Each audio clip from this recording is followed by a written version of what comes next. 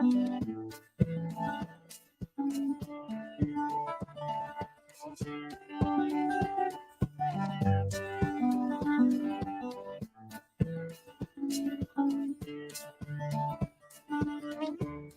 to Real Talk Christian Podcast, where we drink coffee and have real conversations on faith, culture, and society. This is Marc, Hyde, and Chris Fuller. And today, we're actually going back to our roots a little bit with this conversation, Fuller. We're going to go back and have a conversation with one of the first conversations we ever had at the coffee shop, asking the question, has the church become too corporate? And not just corporate, but systematized. Fuller, you ready? Let's go.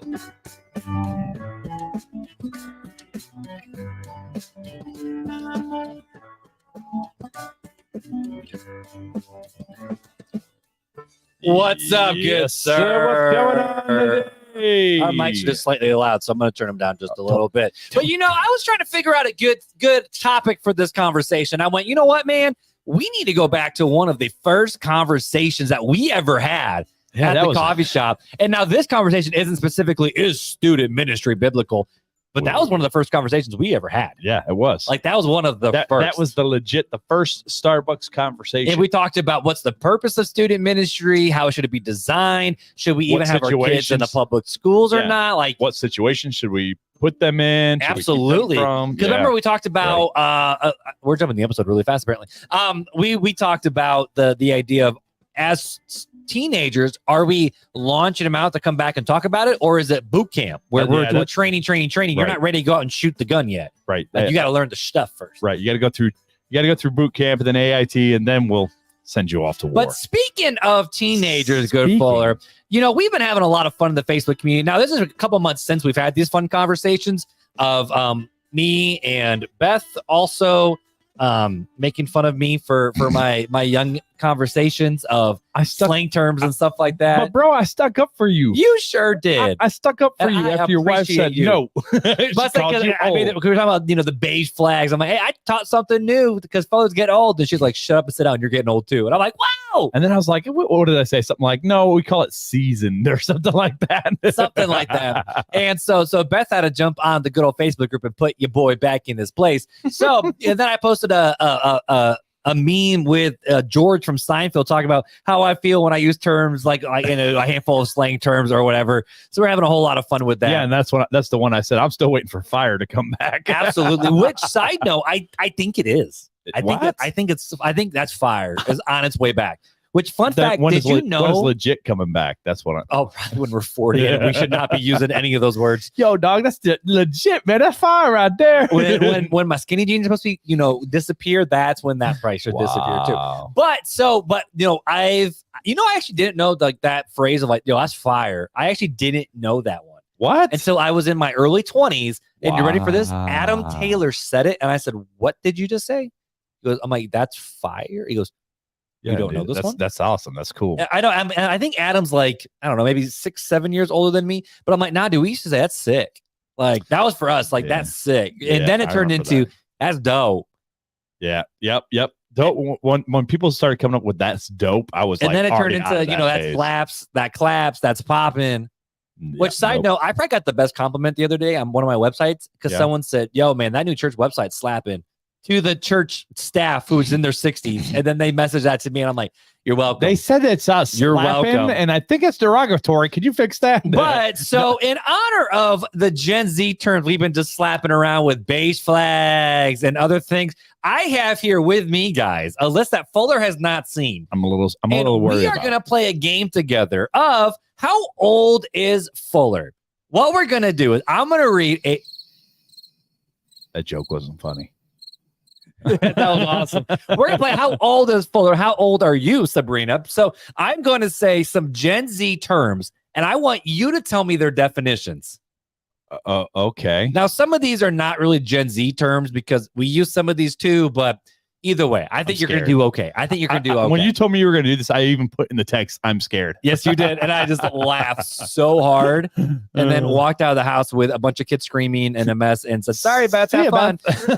Some of these I think you're going to get. This list was actually compiled last year, so it doesn't have this year's stuff in there. But here's the first word. Do you know what the word or the phrase glow up means? I've used this one a lot. Like you're going to get like primped up, like you're going to make yourself look good. Used in a sentence, man. Like I'm going to get my glow up on. No, it's more of I would use this phrase where it's like, okay, you look at someone's like junior high picture, and then now it's like, dang, you should glue up. Like you gotta glow up. Gotcha. So like you refine like a fine wine. Yes, Gotcha. It is improvement. Right. I feel you. Glow up is an improvement. Like the audio quality from episode 1 to episode now, man, we had a big glow up. We had a glow up on the podcast. We did.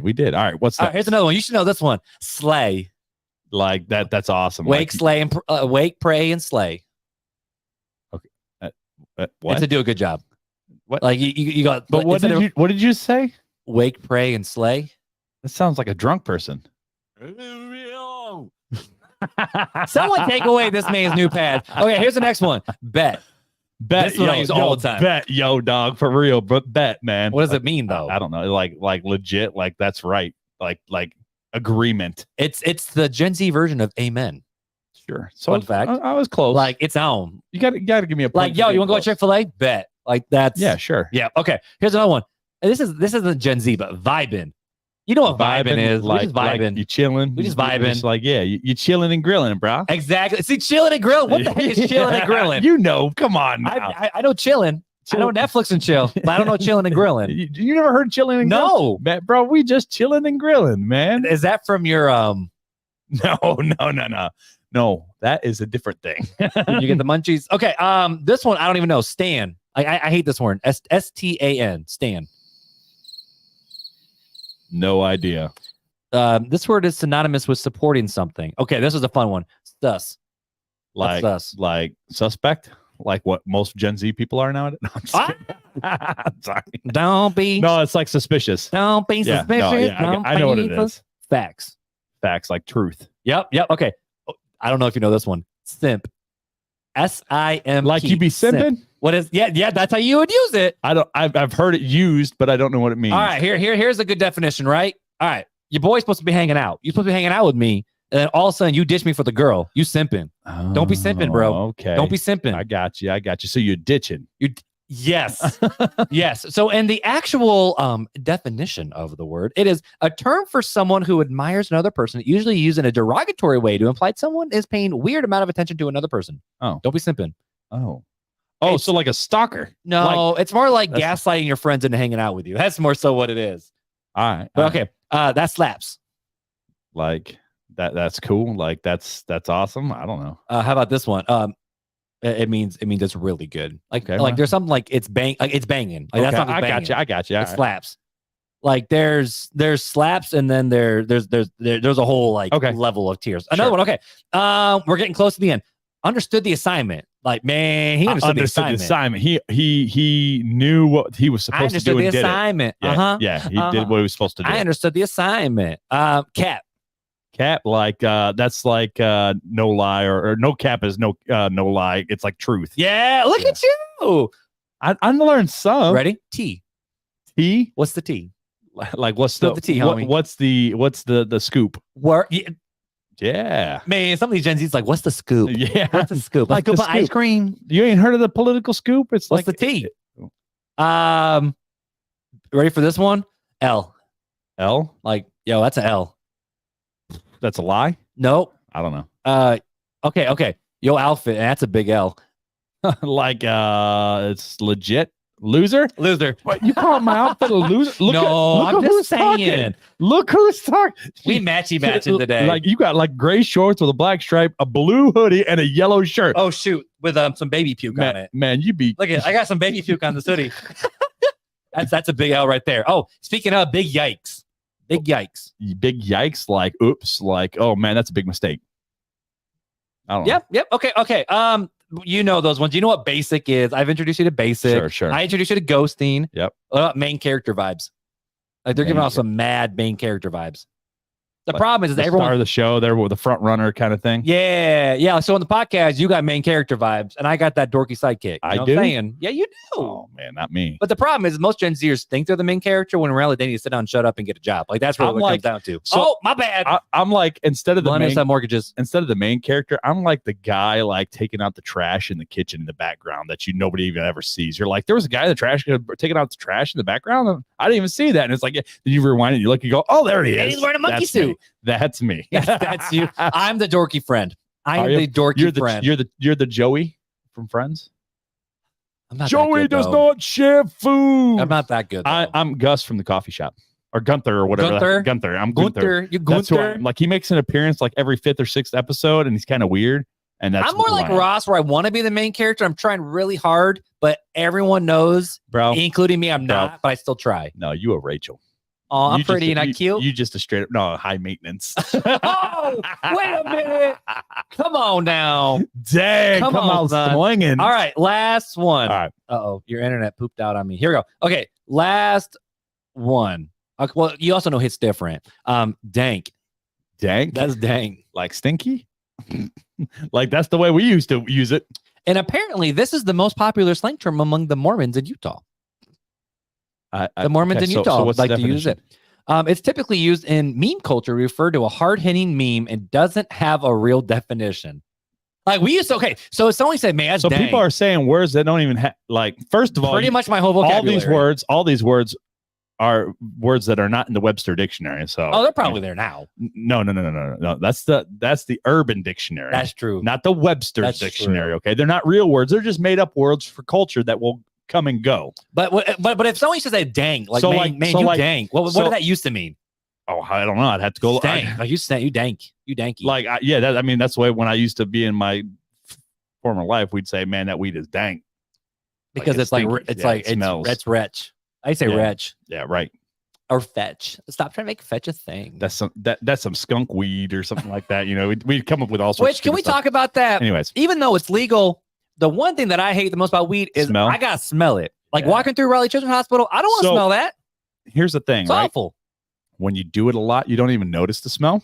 It's when you don't do it that you know. It's like a smoker, right? A smoker doesn't realize. I was thinking more so someone who works in a manure patch. Like, no, a smoker doesn't realize how bad they stink until they stop smoking and smell other people that are smoking, and they're like, "Man, you smell." That's bad. The thing. Like, different of what's like ethical or not.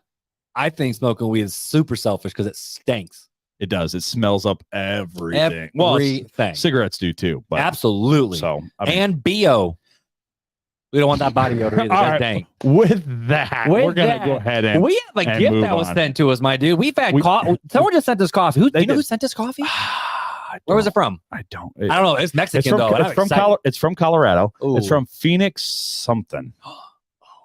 Your little baggie, say it, is your box near you? My cute little baggie? No, my baggie's over there. Oh.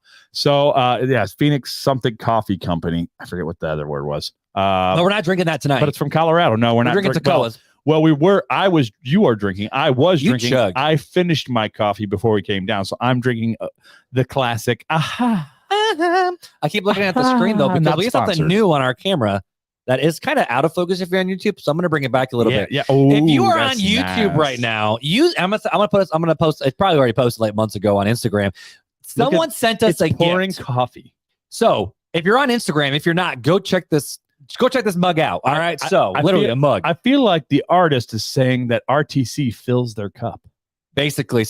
But it is a 3D printed RTC logo at the top, and it literally has the effect of coffee pouring from RTC into a cup. Or it's like, when Thanos snapped his fingers and things started just being sucked away. It looks like it's being sucked up into the RTC logo. No, because it starts small and goes big. But is that a 3D printed mug, or is that an actual mug? I don't know, but I'm scared. No, it's 3D printed. I can see the lines in it. Can you? Okay. That's awesome. That is so cool.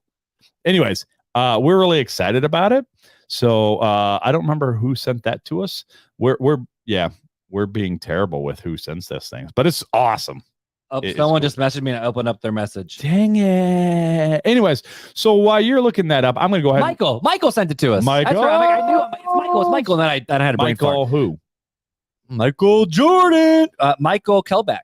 Oh, okay. Or Kelbach. Thank you, I'm not sure how to spell it. So, We dude, appreciate that. this is freaking awesome. So we have had a lot of fun gifts given to us. Coffee is always our favorite, Yes. but this one is up there with also our most favorite. That is pretty. My favorite gift I've gotten so far of this podcast is a wife, but and y'all can't beat that. I'm sorry. Y'all can't beat that no matter how hard y'all try. But this 3D printed RTC logo in a coffee mug with the rippling coffee coming up is freaking dope. I think it's going down though. I don't know. It's going down. But we like real. gifts. We like the things, and this is going to be here to stay. I love it. It's pretty cool. Anyways, It's pretty dope, huh? So I'm gonna read. No cap. No cap, boss. Okay, I'm gonna go ahead and read the review. Someone take away this man's sound machine. Just gonna rewind. I'm gonna move this so I don't hit it and break it. I'm really sounds nervous. good. All right. So this one comes from JDZ94. JDZ. Amazing podcast. Mark and Fuller deliver on the title of the podcast. Real talk and conversations on topics the church is often afraid of addressing. A wonderful balance of scripture, honest opinions, vulnerability, and of course, fun facts with Fuller. Wonderful podcast. Well, thank you, JDZ. We appreciate you as always. If you have left a review and you have not received a swag bag. Swag bag.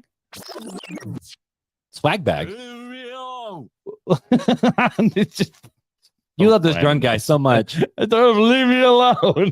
To me, it's like every time I have a word vomit, that's what it reminds me of. We'll get to the show at some point, guys. I promise. Anyways, if you haven't already received a swag bag, reach out to us, send us your name and address, and we'll promptly get that out to you. The best to our abilities.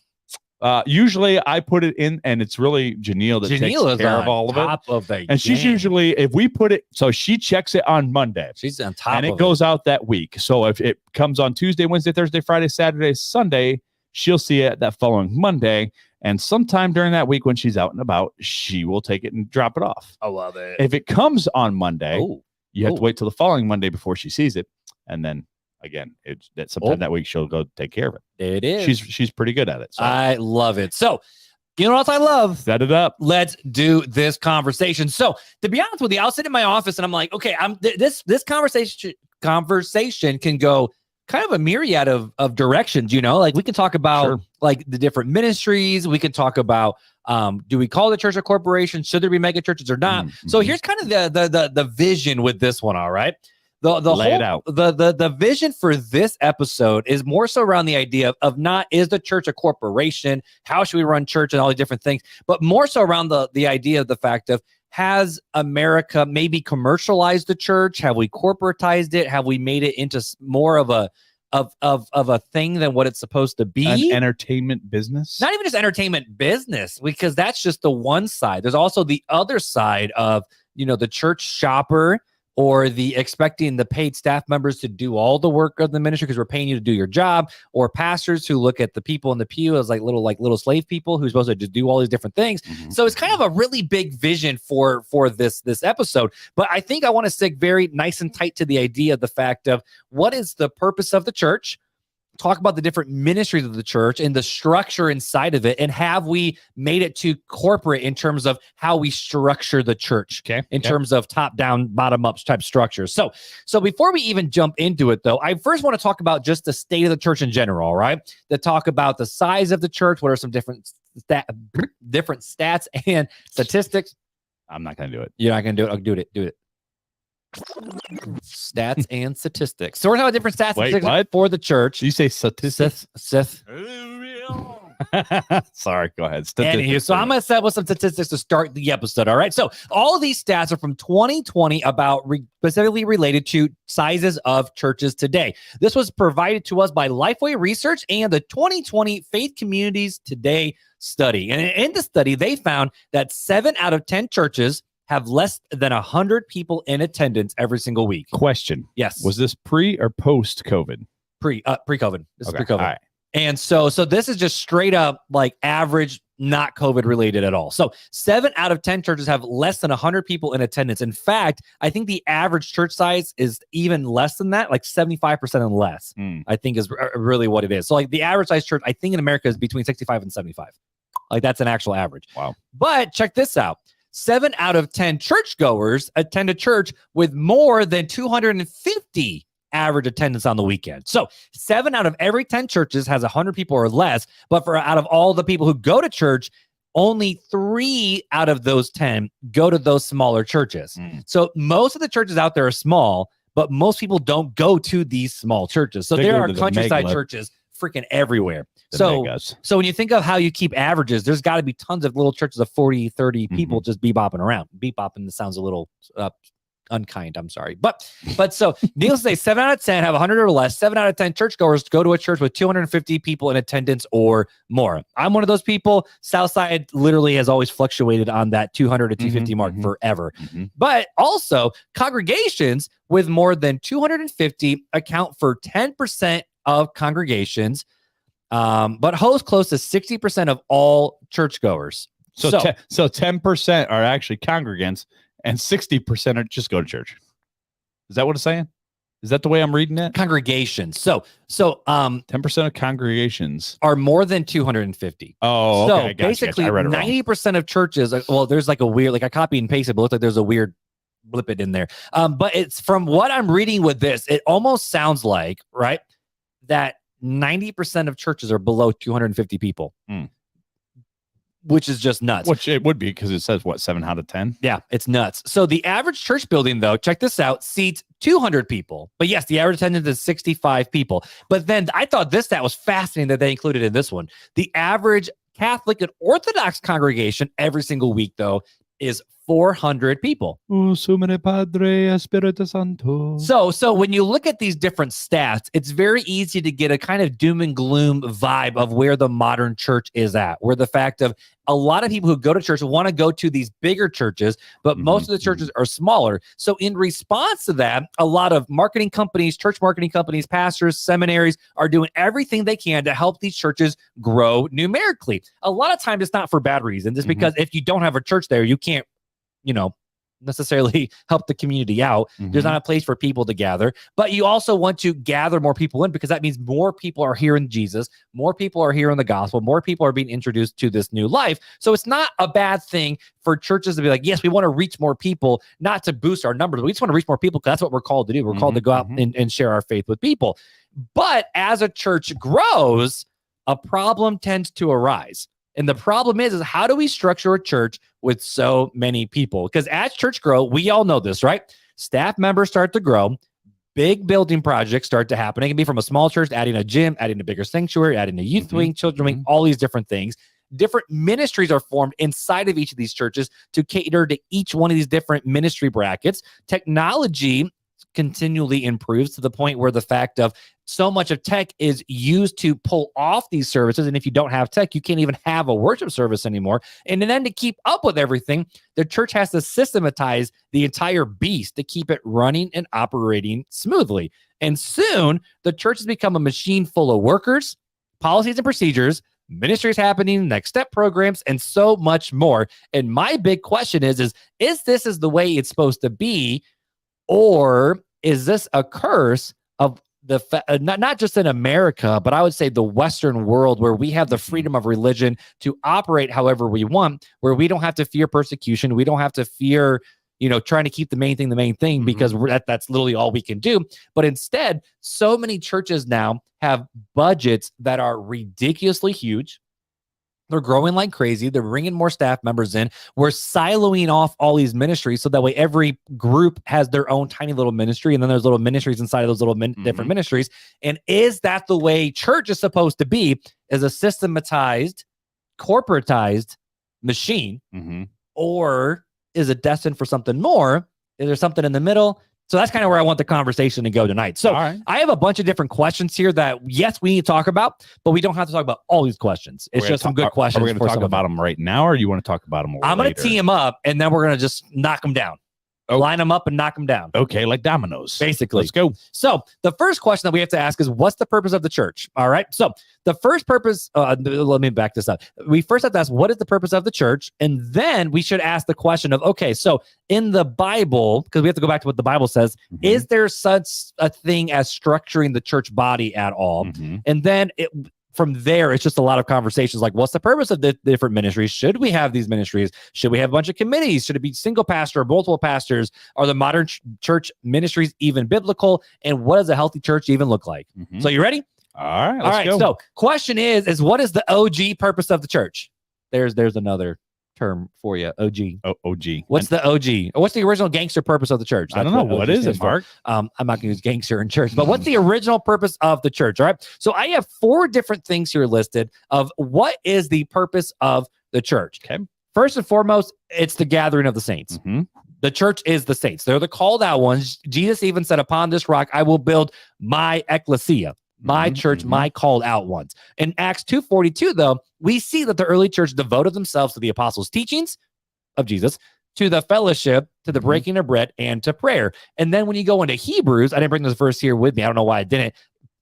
The author of Hebrews even says the words, don't neglect the forsaking of one another. So the church, first and foremost, we just have to recognize is it's the gathering of the saints. Those who have followed Jesus make up the church. It's not the building, it's the people. The next purpose of the church is to be taught the ways of Jesus, right? So when we look at the Great Commission, we see that Jesus says what? Go, therefore, and make disciples of all nations, but then do what? Baptizing them in the name of the Father, the Son, Holy Spirit, teaching them to observe all the things I have commanded you. And lo, I am with you always, even to the end of the age. So the commandment was, go tell people about me. In other words, go make more disciples, baptize them, and teach them. So the goal of the church so far is it's the gathering of the saints to learn about the teachings of Jesus. Hence the descriptor, or for us now, the noun of the word Christian. Bunch of little Jesuses running around. All right. So then the question is, okay, so the church is the called out ones. We're called by Jesus, and we're supposed to learn the teachings of Jesus to do what? And the answer is we're called to do good works. So when we see the Great Commission, it literally says, go into all the world and preach the gospel to every creature. Ephesians 2:8-10. I love these verses. It says, I know in the King Jimmy, not the not the other translation. For you are saved by grace through faith, and this is not of yourself, it's God's gift, not from works, so no one can boast. And here we go. For we are his workmanship, created in Christ Jesus for what? Good works, which God prepared ahead of us for us to do. So we are called by Jesus, but we're created in him to do the good works which God already prepared for us. And then we see in James 1:23-27, it says, but be ye doers of the words and not only hearers, deceiving yourselves. Because if anyone is a hearer of the word and not a doer, he's like someone who looks at his own face in a mirror. For when he looks at himself and goes away, it immediately forgets what kind of person he was. But the one who looks intently into the perfect law of freedom and preserves in it, and is not a forgetful hearer, but a doer of the works, this person will be blessed in what he does. If anyone thinks he is religious without controlling his tongue, his religion is useless, and he deceives himself. Pure and undefiled religion before God the Father is this, to look after orphans and widows in their distress, and to keep oneself unstained from the world. So we're both to also do good works for other people, but we're also for ourselves supposed to do good works so that way we, like it said, don't get stained by the junk of the world. So far we see the purpose of the church is it's the gathering of the saints to learn the teaching of Jesus, to go and do the good works, but ultimately it's all for God's glory. What you see in 1 Peter 2:9, it says, but you are a chosen generation, a royal priesthood, a holy nation, his own special people, that you may proclaim the praises of him who called you out of darkness into his marvelous light. So that way we can proclaim the praises of God who called us.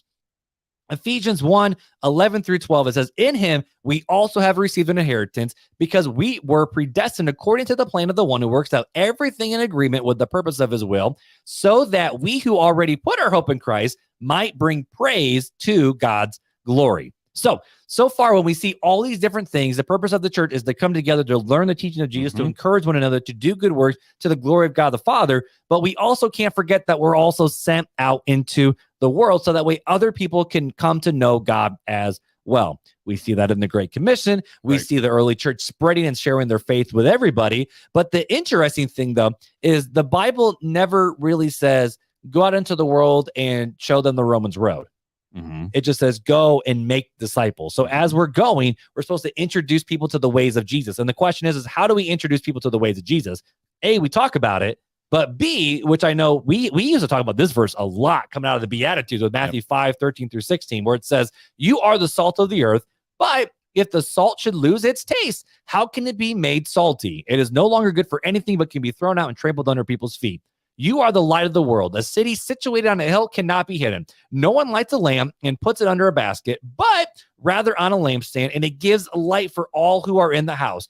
In the same way, let your light shine before others, so that way they may see your good works and give glory to your Father in heaven." Mm-hmm.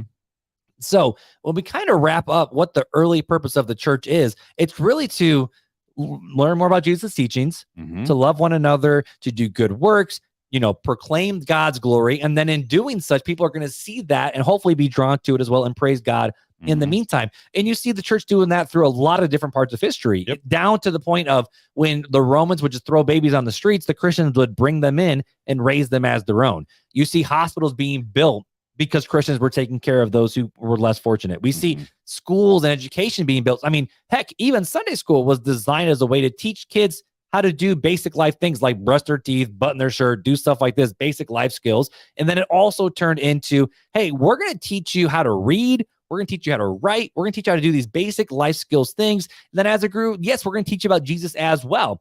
And so we see the church living up to this purpose for so much in all the course of history. But the question becomes is, that was a very organic movement way back in the day, right?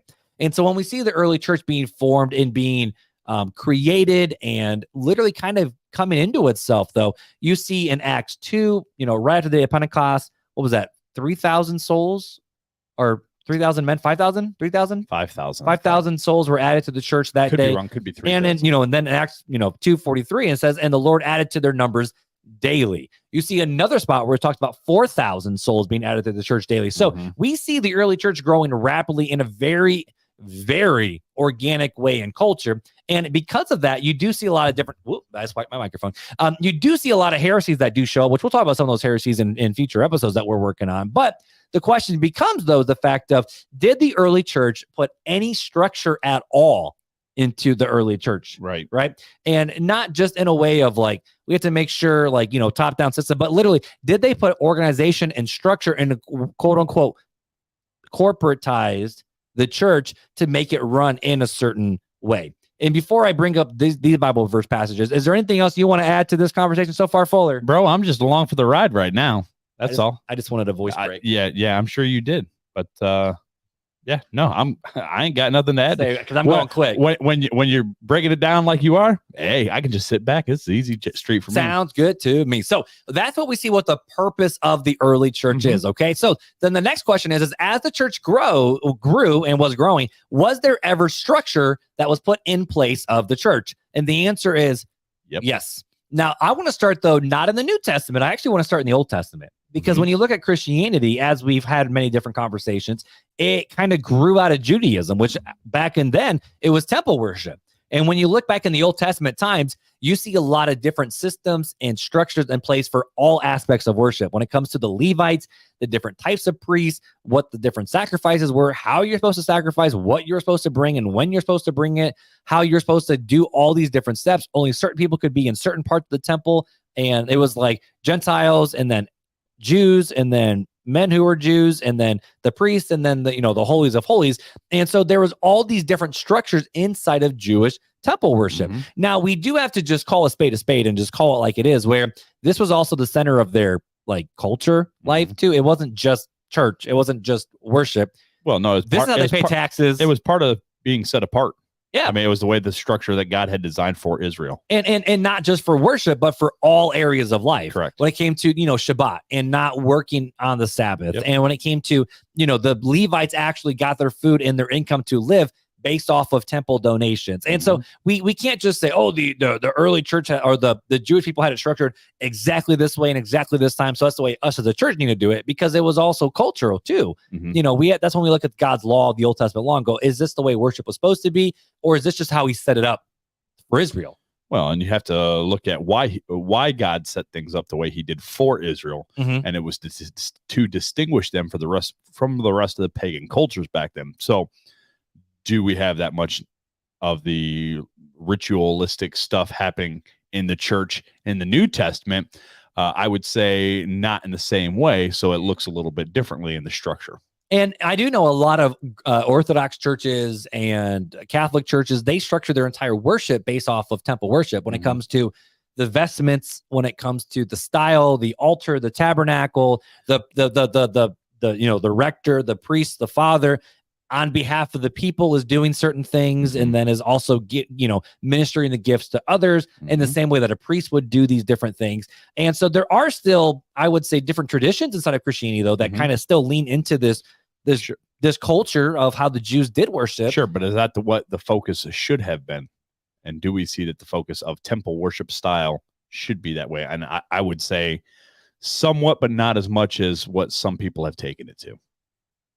It's just my thoughts. That'd be a good, fun study. That'd be a good, fun study for you to do. So for me to do, for you to do, and then tell me about it. So, but when we jump into the New Testament, right, we start to see different structures that are put in place. All right. So as the church is growing, we see problems starting to show up in the church. And so when we see in Acts chapter 6, we see the introduction of somebody called a deacon, or deacons, that were introduced into the story of the church. And the reason is because the Hebrew Christians were rejecting the Hellenistic Christians to the point where the widows were not getting any food at all. And so they were going to the elders and they were complaining, or the apostles, and they said, call out from among you seven worthy men who can look after you guys to take care of this stuff, because we're working on this part.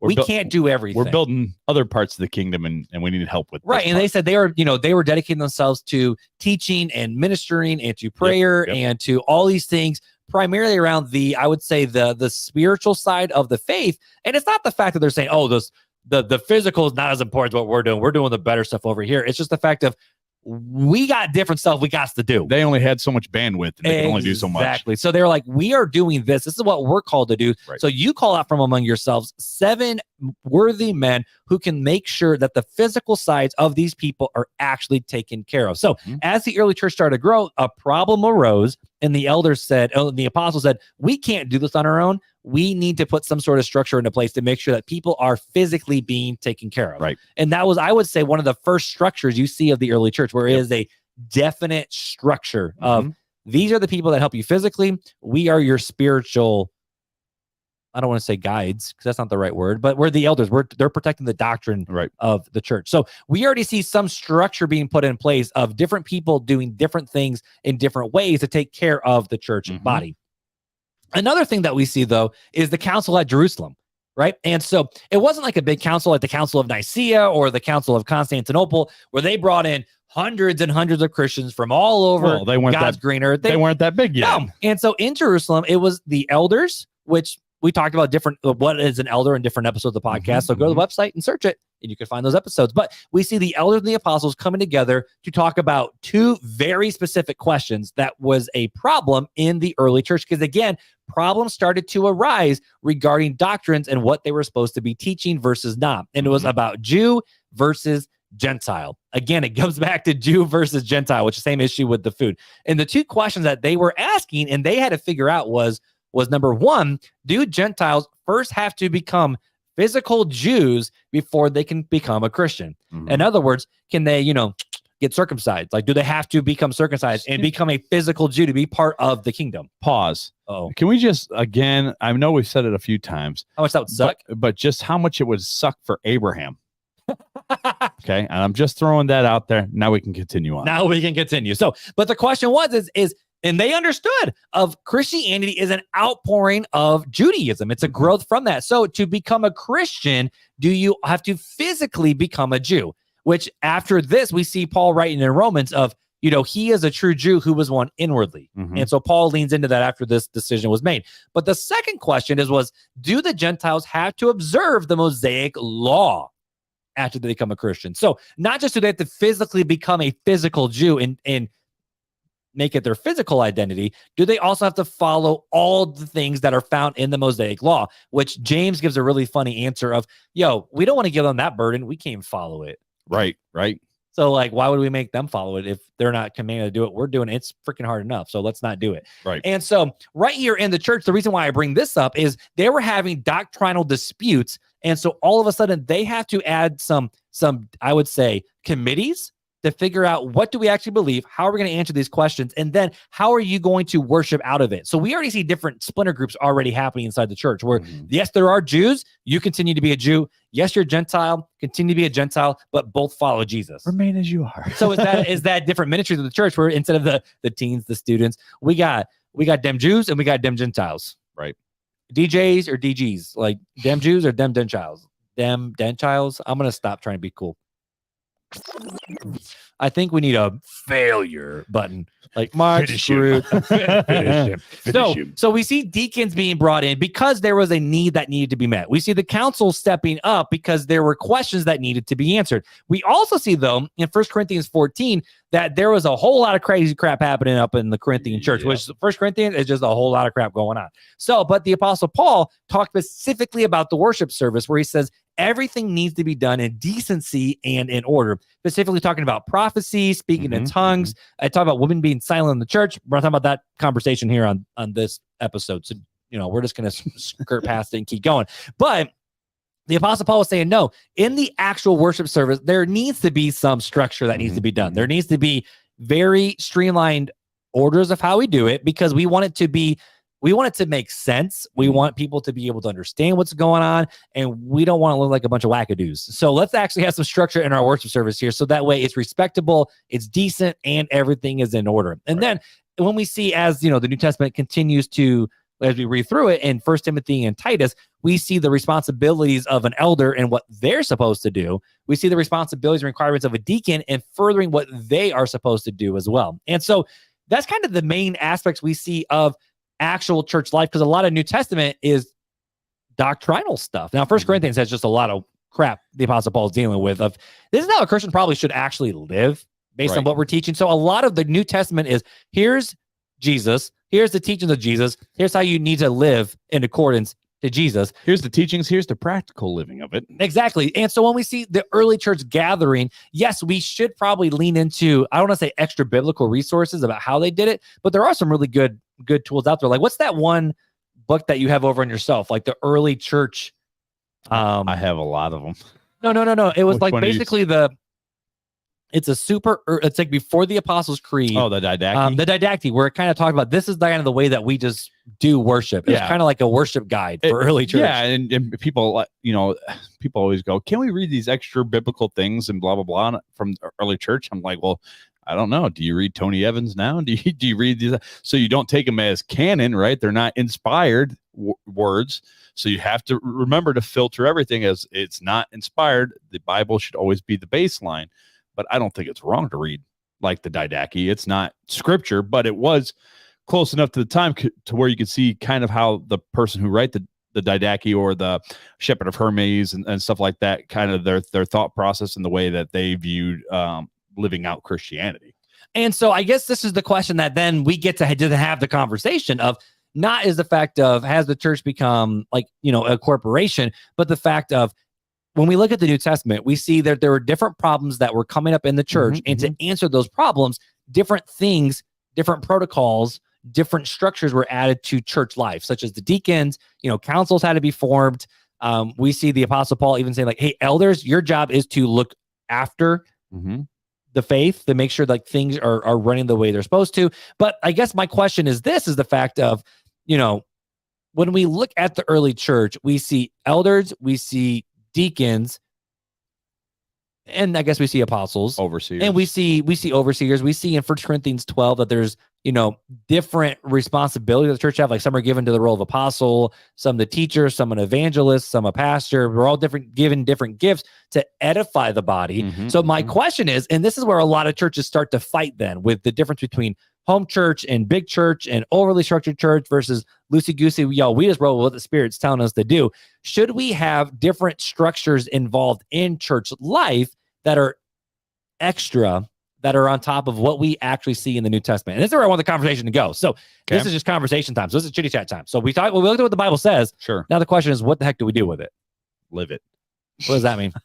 Like, should we have different ministries? Should we have pastoral roles? Should we have I think officially paid pastors? I think before you get into that, you gotta get down into is God a God of structure? And I think we have enough biblical evidence to say yes, God is a God of order and structure. Now that can be taken lightly and not enough structure be involved, and that could be taken too heavily and too much structure be involved and leaving no room for the Holy Spirit to move whatsoever.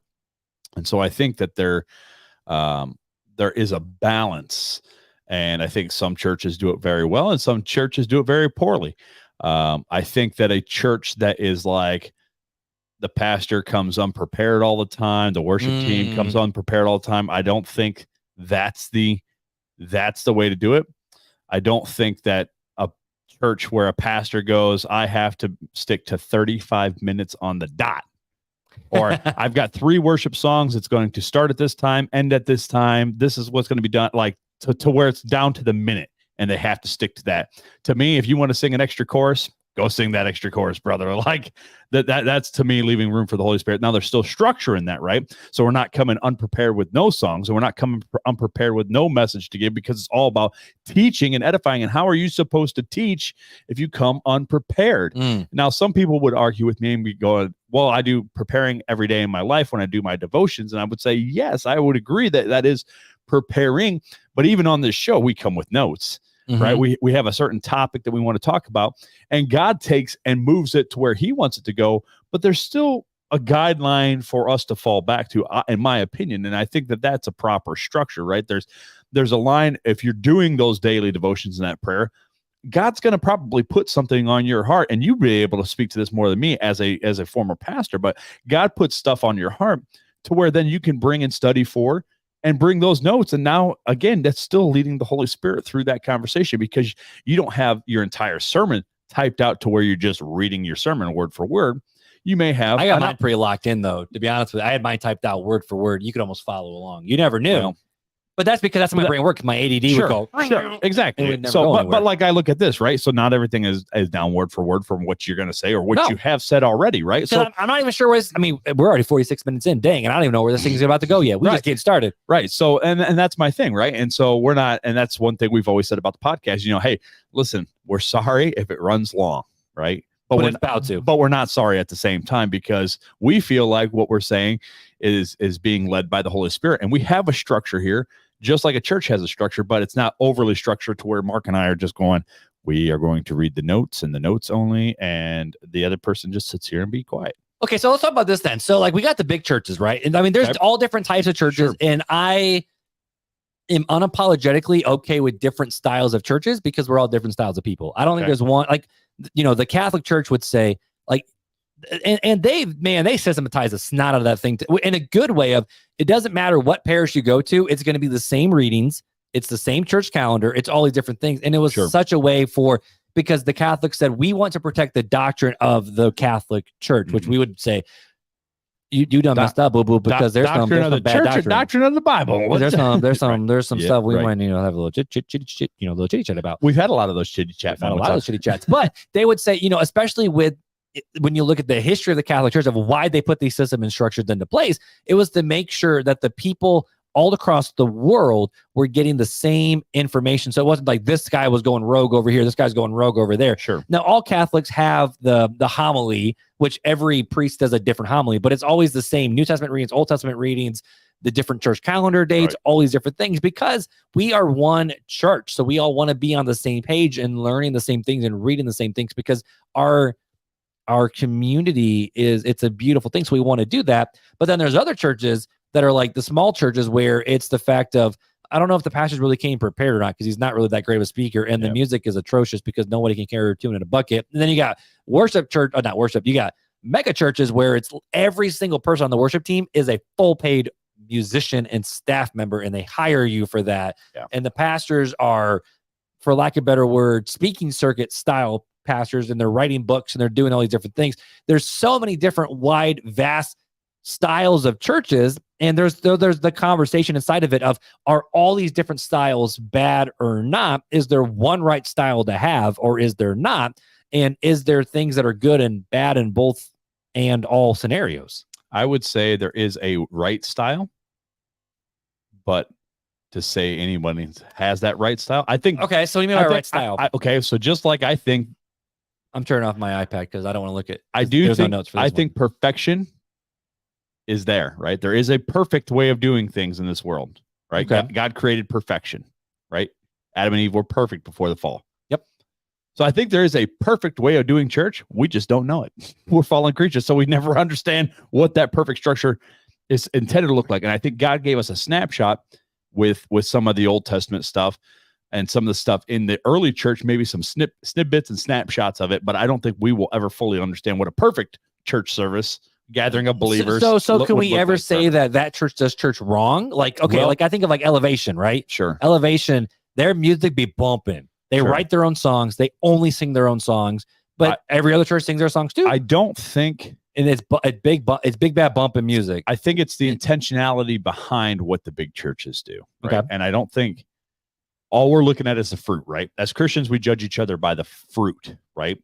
And what does the fruit look like? Does it look like those paid worship pastors? Does their lives look like what they're presenting on the stage, or are they being hypocrites? Are they having secret lives?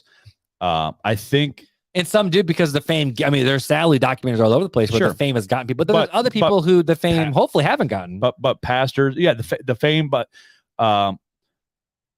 so you look at those people and you see that, and then you look at the people in the congregation, and I can't tell you how many times I've talked to people that go to mega churches, and me myself, I've been able to fly through a couple mega churches where you can go in and go out and nobody know you're there. Mm-hmm.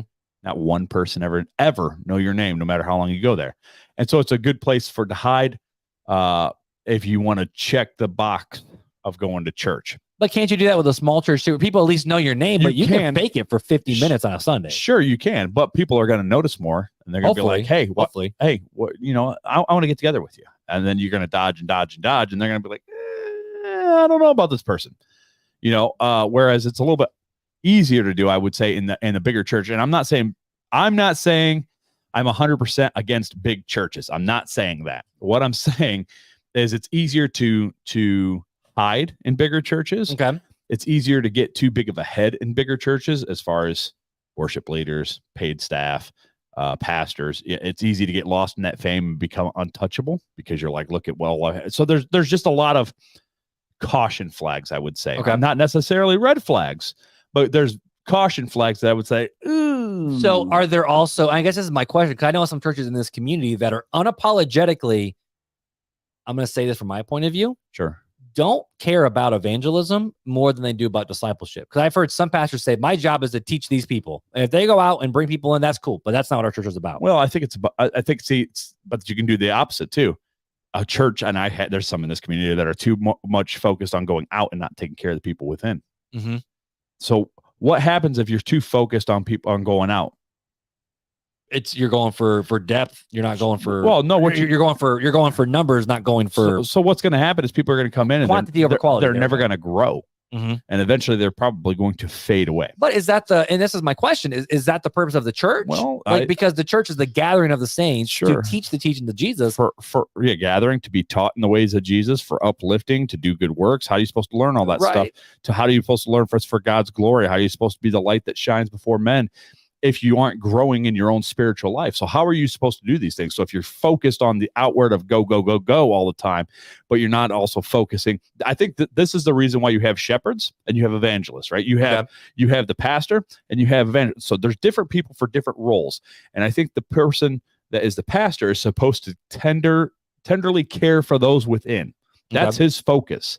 He shouldn't be focused on, and nor does he most of the time have the opportunity to constantly focus on the outward stuff, right? But he should be focused on the inward stuff. And he's training up those people. And out of those people are being trained up to be the go-outers, to go and gather and bring in and go and gather and bring in. And they're not being able to, because they're constantly going and gathering, they're not always having the time to foster that discipleship, right? Right. But that's what the pastor inside the church is doing. So it's kind of a tag team. It's not one better than the other, but they're tag teaming it together and being able to grow spiritually mature Christians that then help expand and go out. And then, and so if they're doing that correctly, there's always that question of, if a church is doing its job, should it ever be as small as 40 people? So I don't see. And I'm not hating on the churches of 40 people because I attended one for years. So I don't see anywhere. I was gonna say I don't see anywhere where size matters in Scripture. Right. I think that 40 people can be good. I think non-growth could be seasons. Mm-hmm. I think declining numbers could be seasons. I don't pretend to know what's going on. I put my trust in God. He's going to weed and he's going to seed, basically. And that's up to him, right? My job is to go and water and plant the seed, and he's going to give the growth if there's there. I leave that up to him. There's those that I've been in churches where it's been 10 people. It's been 10 people for a long time. You house church, bro. But them, you house church, bro. Well, no, it's just not even that. Not even the house church, but just like actual. Yeah, gathering. There's a church up in Niles I know about right now that's got 15 people, and it's been that way for 10 years. But let me tell you what, the spiritual lives of those 15 people are awesome, right? Every last one of them is dedicated, and their spiritual fruit shows. Right? They're not a dying church, in my opinion. They're just God has them where they're at. Again, numbers doesn't mean anything. It's the quality of within that means something, whether a church is thriving or dying, in my opinion.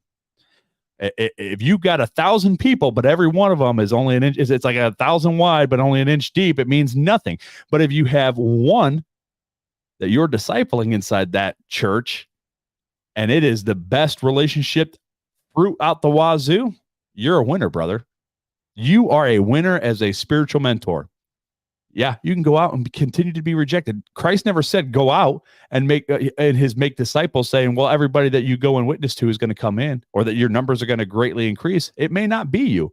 You may just be the seed planter. You may never be the harvester, ever. You might just be always planting seeds and never get to see the fruit of your labor. But Paul, Jesus does say that the fields are ready for harvest, though, sure, too. 100%. But does that make you a harvester? You don't know that. Right, because Paul said, I watered and Paul watered and Apollos.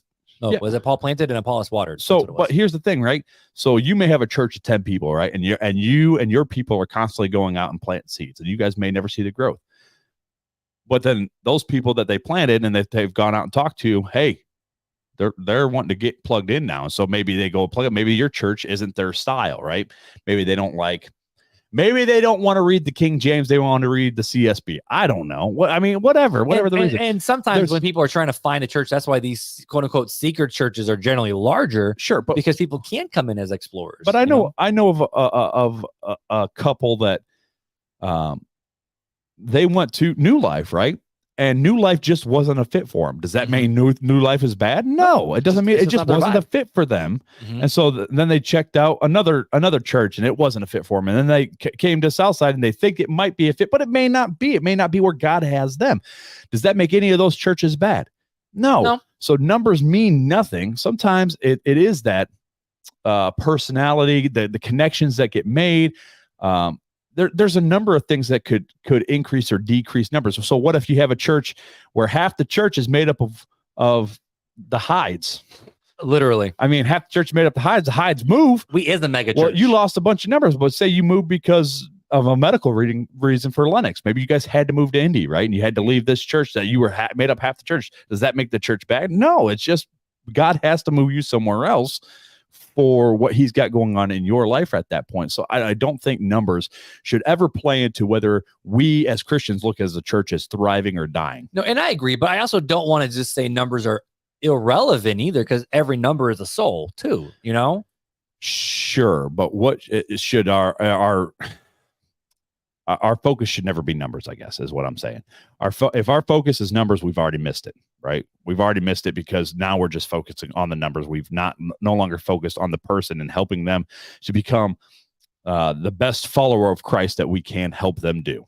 We're not helping them grow in the relationship for them. We're helping them a little bit because we want more numbers. So let's lean into this conversation then. Is with it, as a church grows, obviously numbers. You and I both agree the numbers are not the most important thing, right? You would say it doesn't matter at all. I would say it matters some, but it's not the most important thing.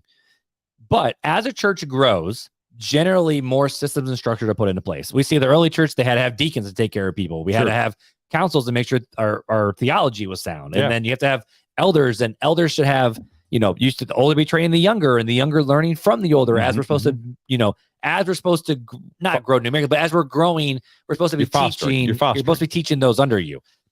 As the church grows in the modern church culture, generally what happens is, you start with like most church plants, right?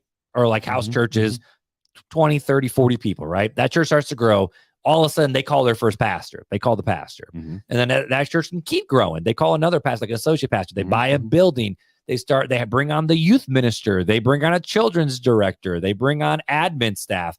And all of a sudden, we have set up sorry, I got a frog in my throat. We have set up for lack of a better word, corporate style structure to make sure certain ministries are happening. Because when you see in the business world, there's different ceilings in the business world that you have to go to pass different growth numbers. Like for me, my personal business, I don't want it to be a massive agency. So therefore, I will not do certain things to make it that agency. But there's other people who want to grow an agency. That's totally cool. But to do that, you have to let go of certain things and then hire different people. And all of a sudden, you almost have a bishop style thing where you got top dog, CEO, owner running the joint. Then you got managers, then assistant managers, and then just your common employee. But then the idea is the fact of as you grow in the growth chart, you can go higher in this corporation. And, with churches, it kind of is like you got lead pastor or elders or whoever your leaders are. And then you have all these support staff ministries of either associate pastors or directors or whoever. And then all of them sometimes, like some big churches that I'm building websites for, they have literally 4 tiers of staff members before you get to the congregation in order to take care of the needs of the congregation. At what point does that become too commercialized, too corporatized? Is that a good thing? Is that a bad thing? Is that just the name of the game? And that's just kind of, it is what it is to take care of more people. Or is that not an organic growth like what we're supposed to have with the original purpose of the church? That's where this conversation can get fun. Yeah. So to me, I mean, my opinion, so I'll just speak. No, but I want it. Let's go. I'll speak it for those. We're gonna fight. I'm kidding. So for me, I would say corporate style church. I'm trying to be careful of how I word this. Corporate style church does not have the same benefits, or the same internal growth as it could. Okay. I think you have many challenges in a corporate gathering, corporate size gathering. Okay. Church, where you're delegating a lot. So as a pastor, you have to let go of control, right? You have to let go of control of content, I guess, is more than anything. So you mean like doctrinal teachers, content, right? Well, you also have to let go of other things too, because there's a ceiling of 250, there's a 500, 1,000 for different. So you lose that aspect as a leader, to where you can't oversee as well, and you could potentially create blind spots within the church structure. I think, and you could do this in small churches too. It depends on those you have around you, surround yourself with, and put in charge of different things. I mean, Southside could have that, depending, and we only have 4 elders, I mean, and a pastor. I mean, so I mean, you could get those. Well, it's technically, but 3 elders and 2 pastors. I mean, bro, you could have one dude meeting with a group of 4 other men. So it depends on weird crap. Yeah, definitely. And so it depends on the intentionality of the main pastor and those under him. I think you lose the ability to help plug in to discipleship programs or to discipling others in a corporate sense like that, where you're mega church style. Okay, thinking mega, not 500, but you're thinking the 5,000, 6,000, or even 3,000. That's a crap load of people. 500 and above, I would say. It's harder to notice those who come in or maybe struggling and sneak out, or struggling and just leave because of whatever struggles are going on and you're not there. I think we're called to be there, to love each other in brotherly love. And how can you love your brother if you don't know who they are? So I think you lose that in those bigger settings. I think you get more of hangout people, where they may not be theologically and doctrinally sound, but they're having small groups now. and things are starting to get taught that may not be biblically accurate. Right. And you have that in a small church too. You know? can, but you can have as a pastor, you can have a better grasp of that. You can have your fingers on the pulse a little bit more. Right. With what is going on. Like, so for Southside, right? That 250 range typically is where we've been. We as small group leaders have to report, right? We're reporting on what's going on in our small groups, right? With Scott, I've handed him exactly what I'm teaching out of. I gave him the book and said, thumb it over, make sure you're good. And we talked about this in the Facebook group recently of when you start a small group, should you get the quote unquote blessing of the pastor in the church versus just a bunch of dudes hanging at Starbucks? So I think it's honoring the position of pastor when you go to them, right? Okay. When you go and say, hey, I want to do this. Can I get the blessing? Get the pastor. But as the church grows, that's why pastors bring on associate pastors and other elders and different things like that. But then that's also of when should a church, we talked about this like small group, right?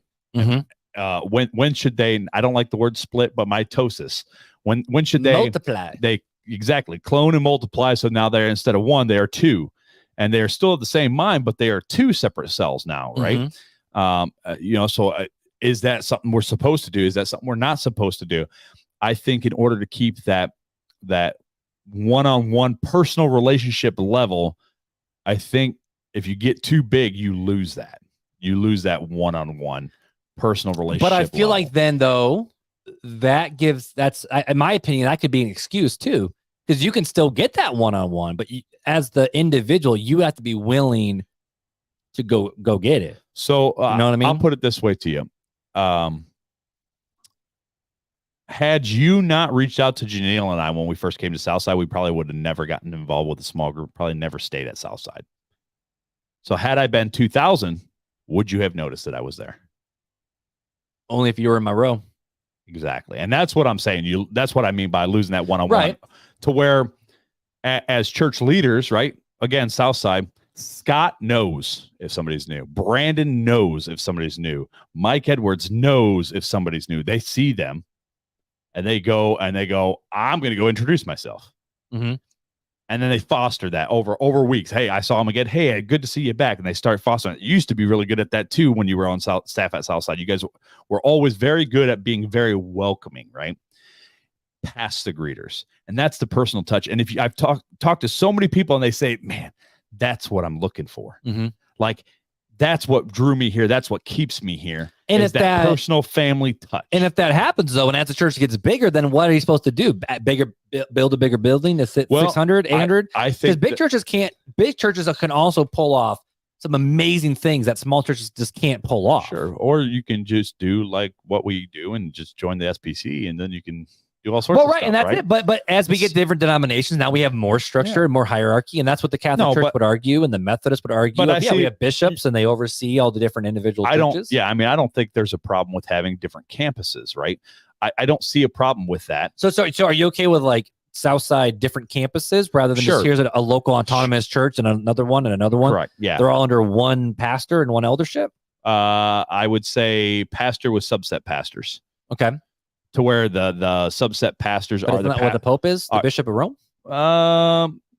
That's how it started. That's how it started, and I don't think there was a wrong with that because Peter was one of them. So I think that look at James in Jerusalem. Exactly. So I think that's not a bad thing. I think it can go too far. I think that those pastors that are reporting to the main pastor should have the vision, right?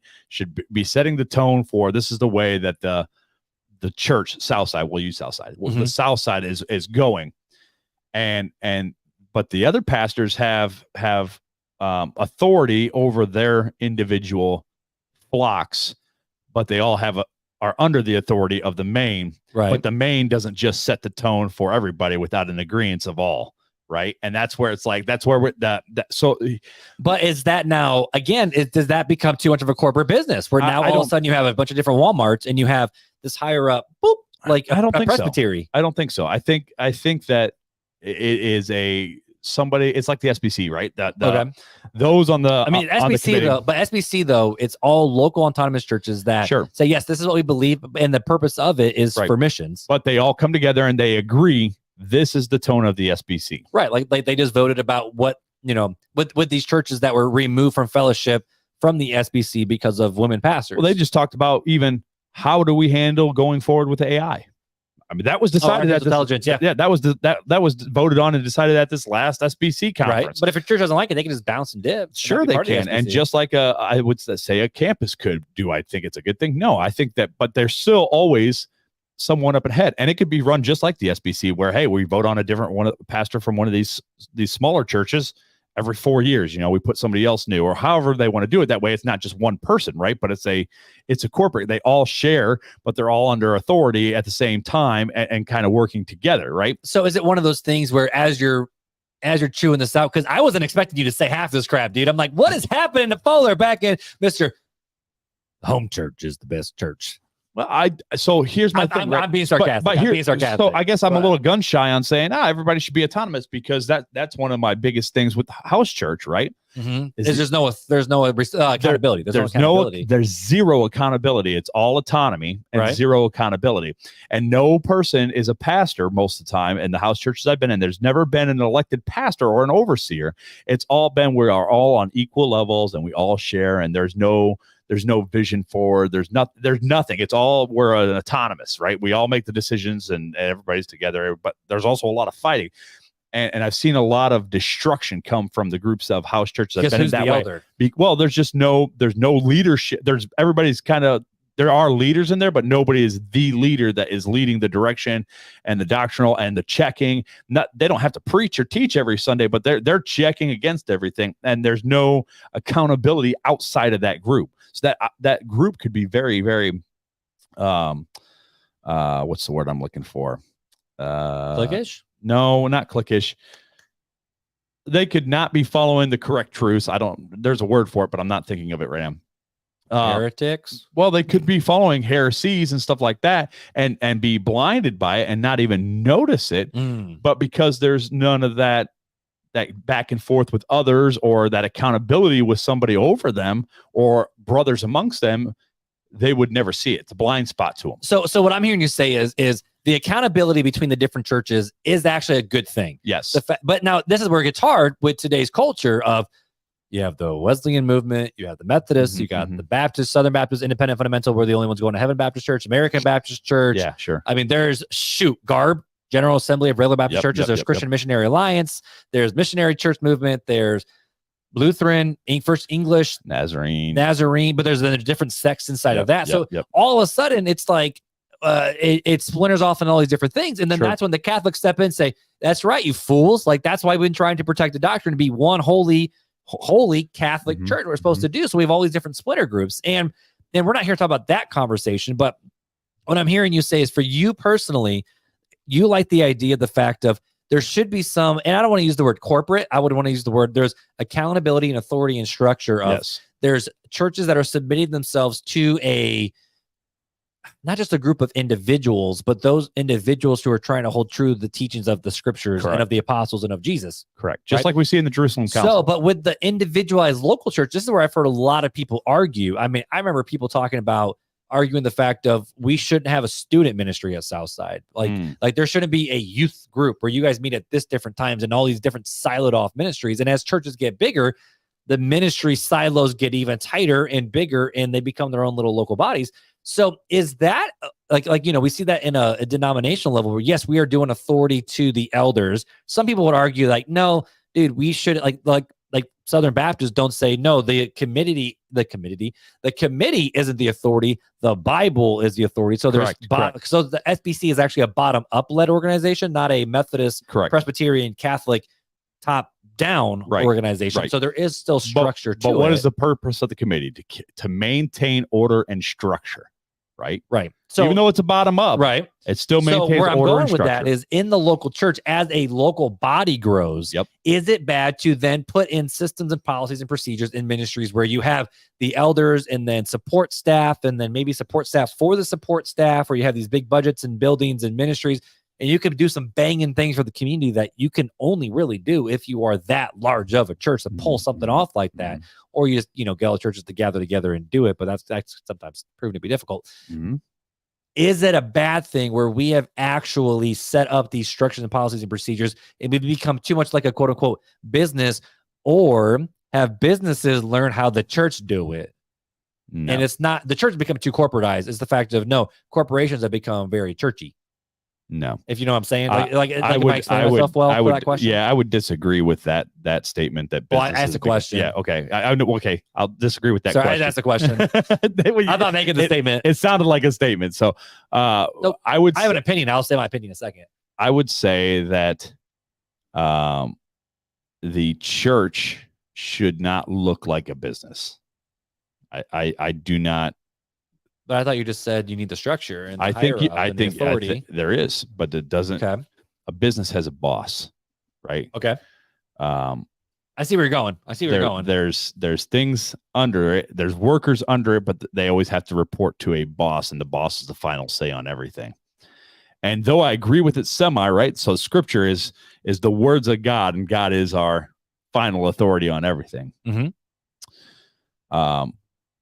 I would say, if you're just a worker in a business type structure of church, you show up to church on Sunday to check off that you were there in attendance policy. The consumer. And then you're a consumer. There's producers and there's consumers in the business world. 100%. And so I say you lose that relationship. You lose that tribal relational attitude out of a church when you get to that point. I will say there's something to be said about just sitting in. There's seasons for sitting, and there's sitting, like there's seasons for intake. But sitting does not mean not relational.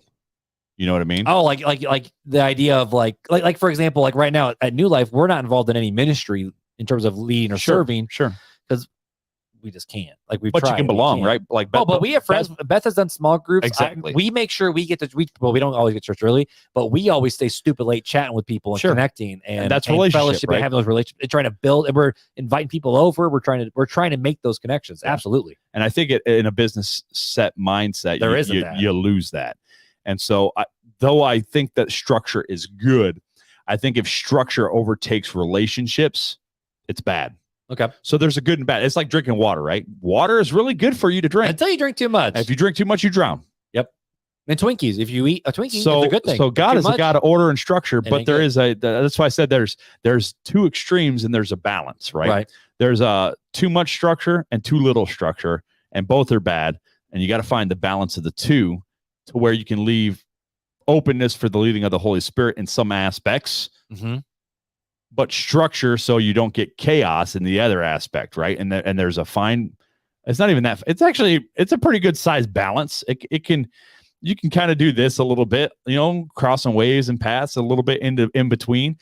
But I think if you go to either extreme, you're going to find you're losing something, right? If you're too loosey goosey, you're probably going to find that there's going to be a bunch of chaos in the church. Mm-hmm. And if you're too strict, you're going to find a bunch of rigid, non-relational people in the church. And the thing that I want to make sure people are careful of is just because a church seems a little flashy in the worship service, it doesn't make them a consumer and they're trying to create a product. Because I do, honest to goodness, think there are a lot of creative people out there who are able to worship and grow in those environments with the music, with the style, with the teaching style, and they're involved in small groups. They're leading kids men. They're teaching in kids men. They're doing the same things all the other churches.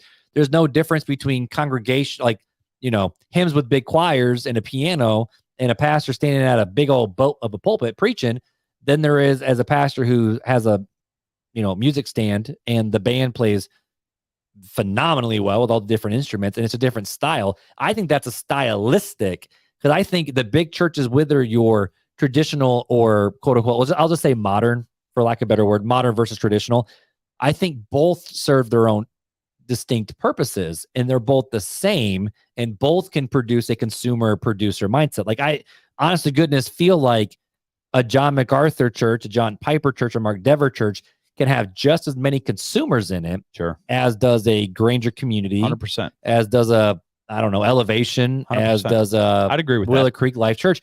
But the question is what are we trying to do? And there are churches that are so focused on one or the other that it can be detrimental to both. I think to lean into that, though, it goes a little bit beyond about what you're just seeing, but what is the heart behind it. Mm-hmm. And I think that's where the rubber meets the road. right? So if you're doing it because you're just wanting to Trying to be worship, relevant, because like Granger has no problem dropping secular songs in every single worship set. again, They'll do it every time. The one and we're time, not just beating up on Granger. No, That's just the one our context that we know. The last time I went, they dropped the "Hello from the Other Side" by Adele. And I'm sitting here going, I've heard them do Imagine Dragons, NF, but that's my Beatles. So how does this? So Life Church at the movies, they do this whole at the movie series where they talk about all these different movies and they pull gospel principles out of it, and they do a lot of really unique, cool, creative things. But what purpose of what's the purpose of the church? What's the purpose of the gathering of the body? It's for the uplifting, edification, and glorifying God, right? So here's, I guess, because I don't want to go too long because we're getting close to the hour and a half mark. So I guess here's my 2 questions to end the show. This is just straight up conversation. This ain't teaching. Conversation 1, or question number 1 to end the show is, what would a quote unquote successful church look like? Okay. And number 2, how can churches keep the main thing the main thing? If that makes sense. So what should define a success for the church, and how does a church keep the main thing the main thing? All right. So repeat question 1 and then don't say question 2 and hold on to question 2 because I'll come back to it or else I'm going to get confused here. So you're saying question 1 is what makes a church successful? Yes. Am I getting that? That's it. What would be a good definition of success in the church? I would say depth and relationship between not only people but God. And I would say doctrinal truth within that and what that looks like. So you can have good relationships and be like, this is my homeboy, and we go out and get drunk every day. That's not a good relationship. That's an unhealthy. But is that up to the church, or is that up to the people inside the church? Well, I think it's both. And I think you said what constitutes a healthy church. Okay. Right? Yep. So I'm digging into what's a healthy church, right? Yep. I would say that if you follow the 2 principles that Christ himself set forth, that's what's going to constitute the healthy church. And that's love the Lord your God with all your heart, soul, mind, and strength, and love your neighbor as yourself, right? And in those 2, all the rest of the commandments are fulfilled. So if that's the focus of that church and it's seen throughout the church and in the body, if you love God, you're gonna love others. And if you love God, you're gonna teach his word truthfully and honestly and try to stick to as close as the truth as humanly possible. And you're going to love others unconditionally, and you're going to, a soft word turns away wrath, and love covers a multitude of sins. And you're going to see this in the corporate gathering. You will see this, and outside of the corporate gathering, in the individuals' lives, you will see this. And I think that's what constitutes a healthy church. Okay. And then second question was, how do we keep the main thing the main thing? And then I'll answer both these questions myself. Okay. And so I would say my opinion on how do you keep the main thing is keep Christ at the center. If you focus on Christ and not the flashiness or not the lack of flashiness or the number of people or how little people, if you're focused on that, you're not keeping the main thing the main thing. If you're focusing on Christ and what Christ would have you do and follow him in the direction he leads, I think you'll be all right. That's where I'm at. So what defines a successful church? It's hard because, I'm a marketing guy. That's what I do. Sure. I develop websites and systems for churches all the time in schools. And so I talk with a lot of different churches. And what I found is that generally speaking, most of the large churches do the same things. And what they tend to do is they have a very well done worship service, a friendly environment, and they genuinely try to reach out and serve their community. That's kind of what the 3 things that they do. I'm not saying that's successful. I'm just saying that's what tends to be for those churches. But when I say what makes a successful church, I think a lot of it goes back to Acts 2:42, where they gather together, they study the teaching of the apostles, they devote themselves to the fellowship and the prayers, and the Lord added to their numbers daily. And so that's why I always taught, you're supposed to know God, be connected, be transformed. And because we can't go out and save people, we can't go out and transform the world. But if we ourselves are being transformed, we can't help but do the good works. If someone has an unbridled tongue, their religion is dead. If you're not taking care of those who can't take care of themselves, your faith is useless, is what it says. And so when you say what's a successful church, I don't think you can say they got a banging worship service. They can't carry you in the bucket. They got an amazing pastor who can speak amazing. Their pastor ain't so great because there's different gifts and different abilities. But a successful church, and I'm kind of chewing this out because I don't even have notes for this either. Sure.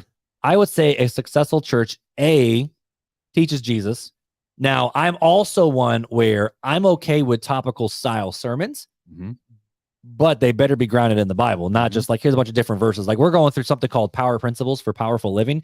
And it all points back to the fact of the powerful living comes from a powerful God. Like like every sermon, Pastor Michael is like, no, it all goes back to Jesus. It ain't you, boss. Like, and so I think the biggest thing is the gospel being preached, the good news of Jesus?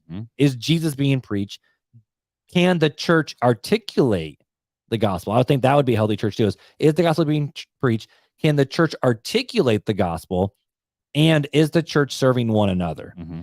Now, I do think that there's a lot of different churches that have different ministries and different styles and whatever. And I think that's fine, because I do think the fact of a deacon was set up because the church was screwing up. There was a need. And so the disciples said, here's how you're going to fill that need. As a church, we can say, okay, we have this need. Here's how we're going to fill this need. We're going to do a food pantry.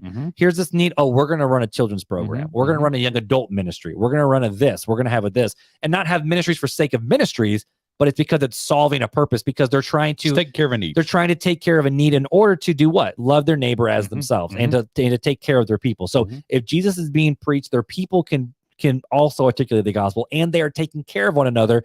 I don't care how that looks like.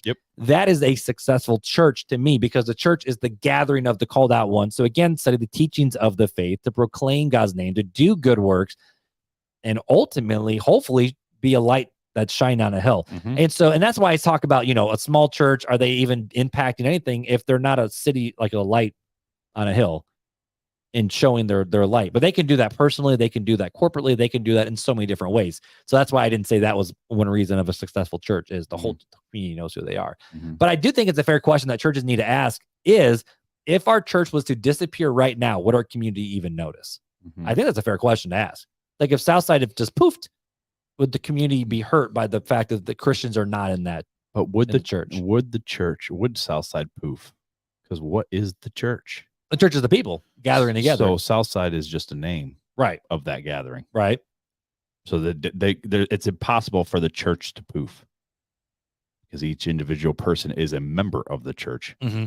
But church in itself is a corporate, worldwide, brothers and sisters. We are the church. We are just a subset of the church. So the church will never poof. Southside, the name Southside may poof. But would that neighborhood be hurt because that local gathering of believers moved and went somewhere else? I don't know. I can't speculate on that. What I'm saying is that, being the light on the hill, the church is the people. So Southside goes, no, I don't think it'd be greatly noticed from a name standpoint, but I think it'd be greatly noticed if all the people from Southside left the community. And that's what I'm saying. And that's more so what I'm saying. Big or small, I don't think it doesn't matter. But if we have to call it what it is, that church is there on that corner for a reason. And so I think if a church leaves and the community is like, oh, whatever, we didn't need them anyways, I don't think that church was doing its job loving its neighbors around in their community. That's my opinion. Yeah. That's my opinion on that one. That's good speculation, but there's no proof behind it, right? In my opinion. But you would hope that the church is stepping up and doing things, 100%. taking care of one another. Well, again, that's why I said successful is loving your neighbor as yourself. Who's your neighbor? Yes. Exactly. Yes. Pretty much everybody. So, that's... I would agree in that aspect, right? So last question is, then how does the church keep the main thing the main thing? This is one that we've talked about a lot in other episodes, and I think the church does not do it enough. And number one is we make baptism a big thing of not just like, oh, we have to have a baptism service, but boom, cool, that's done. But it's the fact of like, no, let's celebrate these baptisms. And then I think churches need to focus on the communion table more, the Lord's Supper more. And how is that keeping the main thing the main thing? Keeping our eyes focused on Jesus. Because the fact of what did Jesus say? Every time you come together, do this in remembrance of me. We don't do that enough in some churches, Like I know Presbyterians and a lot of other, I would quote unquote say high churches, they do communion every single week. And that's the center pinnacle of their worship service, is the fact of everything points to the table of, why do we do this? Because this is who Jesus is. This Right. is what the truth is. Mhm. And we need to remember what Jesus did and that Jesus is coming back. And it's a reminder. It's kind of like, when the Israelites crossed over the Jordan, they put up the 12 stones. And that wasn't supposed to be some weird sacrificial altar of like, hey, look what look what this does. This thing gives us the power. But in reality, what does it do? It's remember, here's what God did. So therefore, let's go do it. Let's get after it. And so communion and baptism do those things, and we get to celebrate. That's why I love Advent, by the way. The Advent. Oh, dude, absolutely. I love Advent season. But for Easter season and for all these different things. So how do we keep the main things? The main thing is the fact that we keep Jesus at the center of our worship. And I think communion just helps us do that. So that's my opinion. Yeah. I mean, I think there's a lot of, I think children's worship, Sunday school, all these programs help us keep Christ at the center. So I would agree with you. And I like it because every time we do communion, the kids ask the questions of why are we doing this? Now, I mean, there might be churches where they can't do it, and that's fine too. And so, I mean, just keep Christ the main thing in whatever way you can. Yeah, absolutely. So did we really give you guys answers to this episode or not? I don't know, but it was a dang good conversation. That's for fun. Sure. So let's have some fun facts with Fuller and get this thing over with, huh? Sounds let's good. Go. Time for fun facts with Fuller.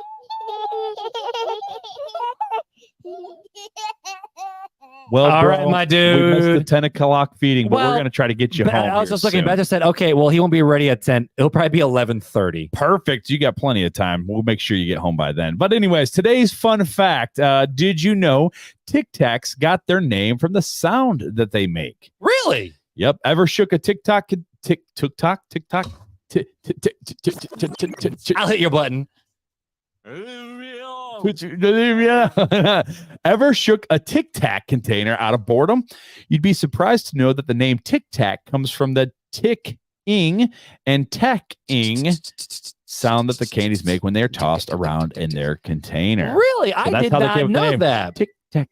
It's kind of like Pop Rocks. Pop Rocks got the name because they're little rocks that pop.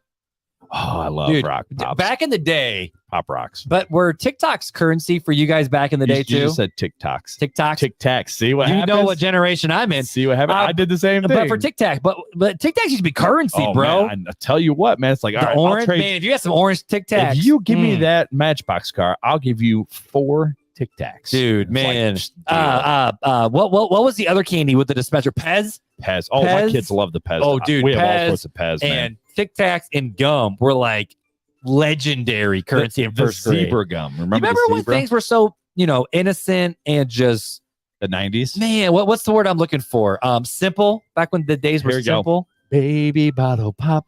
Baby bottle pop.